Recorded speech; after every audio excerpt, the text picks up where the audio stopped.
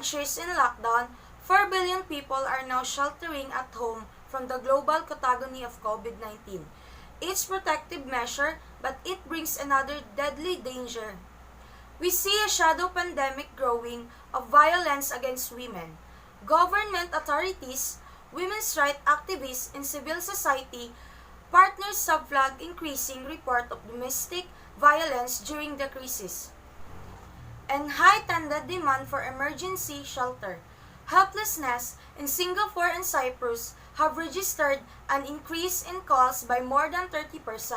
In Australia, 40% of frontliners workers in a New South Wales survey reported increased requests for help with violence that was escalating in intensity. Confinement is fostering the tension and strain created by security, health, and money worries.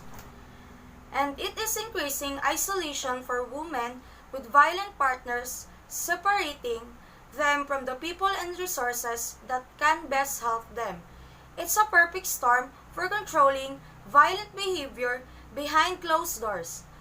And in parallel, as health systems are stretching to breaking point, domestic violence shelters are also reaching capacity. A service deficit made worse when centers are reposed for additional COVID response. The increase in violence against women must be dealt with urgently with measures embedded in economic support and stimulus packages that met the gravity and scale of the challenge and reflect the needs of women who face multiple forms of discriminations.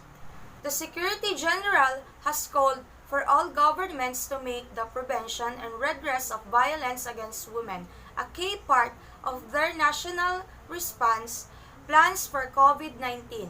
Shelters and helplines for women must be considered an essential service for every country with specific funding and economic shocks that we are struggling to rise above. Even before COVID-19 existed, domestic violence was already of the greatest human rights violence.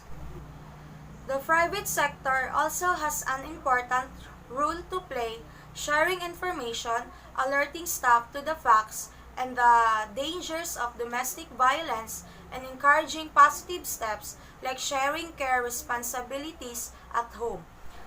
The violence that is emerging now as a dark feature of this pandemic is a mirror and a challenges to our values, our resilience, and shared humanity.